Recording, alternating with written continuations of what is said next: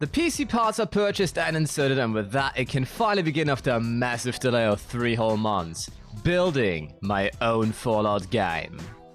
We will base it upon the Fallout 4 engine and use the creation kit developer tool you can freely download from Steam and use all the Fallout 4 assets for free. I even have a little tutorial video on that on my channel of how that exactly works. Day 1 of the development process was a lot of behind-the-scenes story and world building in terms of writing, researching, as well as prepping some textures before I built a little level that will serve the purpose of a dev room in testing stuff and preparing more assets. Oh, little pro tip by the way, if you want to make your own DLC-sized mod for Fallout 4 that is a world expansion, don't load all the DLCs to use their assets, because the engine has a limit of how many world references can exist, which caused a massive delay for other big projects before. I decided to base my Fallout DLC-sized world expansion mod in Germany's capital Berlin because I feel like that would fit the Cold War era vibes of Fallout perfectly well as a scenario where the wall of Berlin never fell. It would further allow me to create 2 contrary worlds of East and West Berlin, and as a German citizen who once studied political history with Waypoint on the Soviet Union, that after all had the German Democratic Republic as a puppet, it just all felt natural. As I previously played around with that idea before, I was able to reuse some assets I once made, like this Band-Aid box, inspired of a real one of the brand Hansaplast. Of course, we have to change the real brand names into fictional ones, and I decided to call it Hansenblast. Got it because of nuclear blasts? Fallout? Anyways. Once the tester was created, I booted up my Twitch livestream where I was preparing 3D assets for level building. Because there are a wide range of super cool items that were either used only once or not really at all in the game, that we can reuse again as new models to place down for decoration or make new items from them. This ID card, for example, super cool asset. Or this explosive bomb that was reused in Fallout 76 for the Boomer quest. No, not the Generation Skibidi Jaden 6-7. After that, I prepared so-called pack-ins. Those are groups of items you can drag into your level, maintaining the positions you gave them, but with 3 customization options. For example, a candle on a static saucer with a light source attached to it. Or the static display cases with functional lids right in place, so we save time each time we want to put the lids into place. And you can tell I was having a very good mood working on this. So if I twist this, it was a bit too much, wasn't it? Yep, let's twist it a little bit back again. Oh, let's twist again, like we did last summer. Baby, let's twist again. There we go. After that, I went ahead to create static collections for similar reuse. Those are merged collections of static objects, as the name suggests, for better performance as they generate in one piece and not piece by piece, while also creating hence a new 3D model from pre-existing 3D models for reuse in the process, like these mobile board displayed thingamo-noodle bobs and the room dividers that are perfectly for hospitals and clinics.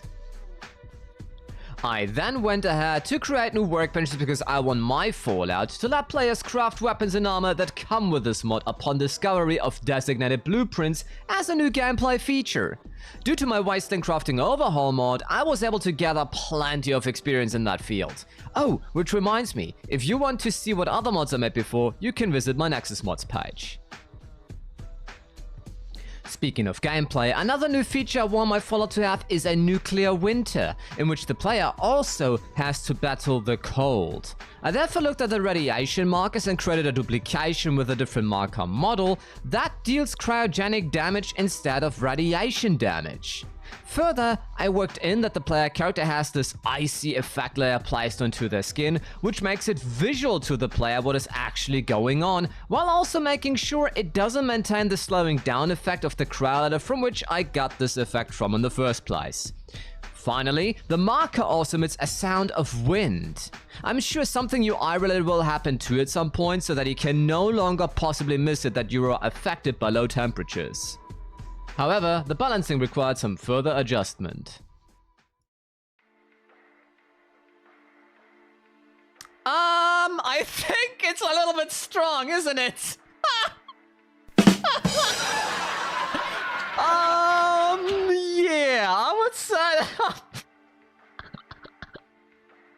Maybe 100 is a bit too strong.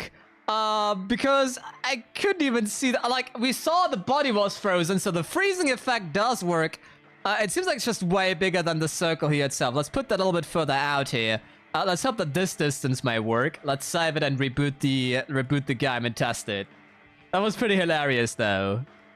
Let's go again. That was pretty hilarious. Oh.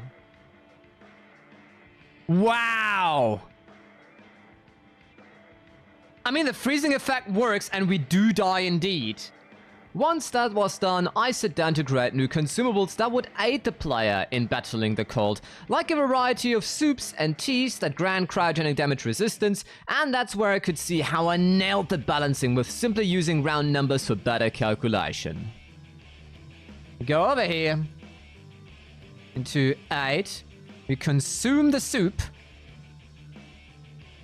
and it goes way slower. And actually, oh, look at that! Oh, the soup is helping a lot. It's like a still stand there. We found the perfect sweet spot there, y'all. Of course, because it does 10 damage per second, the cryo effect, we get 10 resistance per second. Therefore, that's up. With that out of the way, I now decided to expand further on Fallout's addiction system and include the two most common and accepted drugs on Earth: caffeine and sugar. Nicotine also has been prepped as an addiction mechanic, as I want to work in functional cigarettes and cigars too, but at that point I already was at approximately 12 hours of work and decided to take a break for the day.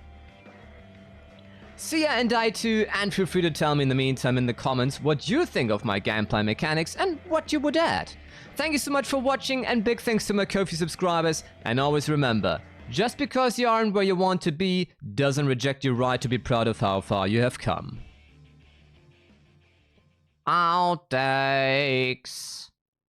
Rightly in the Cold War era vibes of perfect. Yes, no, of Fallout. With that out of the way, I now decided to expand further on Fallout. I mean, yeah, okay. If you're getting hurt, it really is Fallout.